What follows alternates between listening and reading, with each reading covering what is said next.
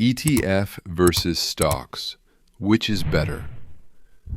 What if I told you that one investment could help you own hundreds of companies at once, while another could make you rich or wipe out your money?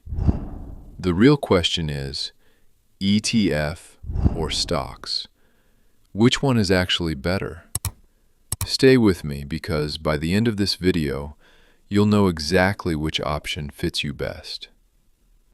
Imagine you have $1,000 to invest. You have two choices. The first is to buy shares of just one company, like Apple or Tesla.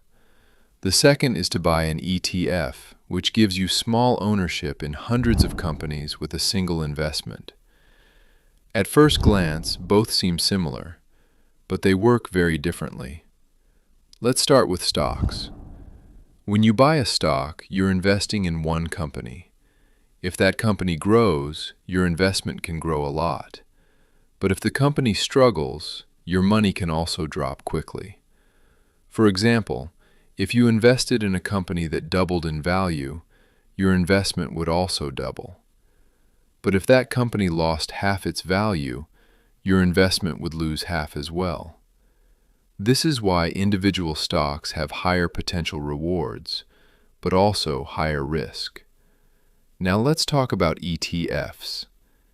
ETF stands for Exchange Traded Fund. Think of it like a basket filled with many different companies. Instead of buying one company, you're buying a piece of the entire basket.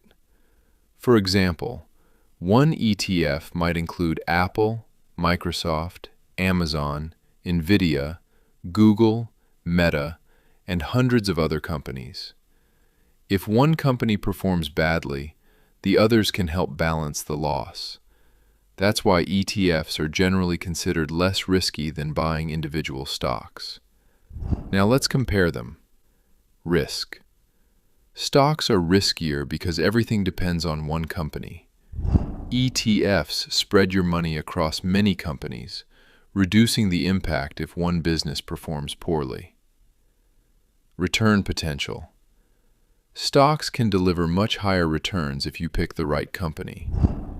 ETFs usually grow more steadily over time, but rarely outperform the very best individual stocks.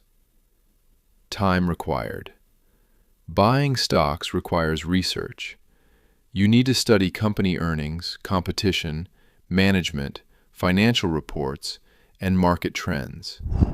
With ETFs, most of that work is already done because the fund automatically holds many companies.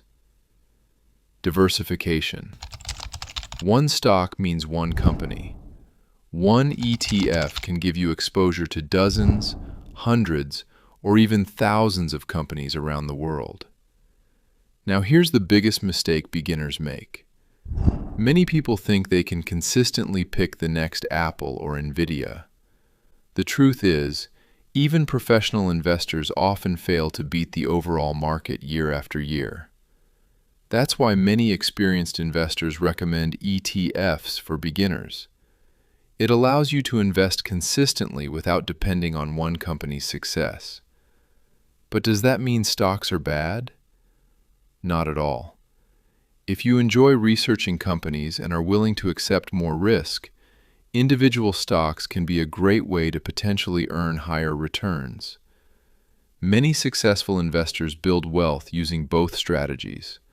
For example, they invest around 80% of their money into ETFs for long-term stability and use the remaining 20% to buy individual stocks they strongly believe in. This approach gives them diversification, while still allowing them to benefit if one stock performs exceptionally well. So, which one should you choose? If you're just starting your investing journey, choose ETFs. If you're experienced, understand financial statements, and enjoy researching businesses, then adding individual stocks can make sense. Remember, investing isn't about getting rich overnight. It's about making smart decisions consistently over many years. The earlier you start, the more time your money has to grow. So, If you had $1,000 today, would you choose one stock or an ETF? Let me know in the comments.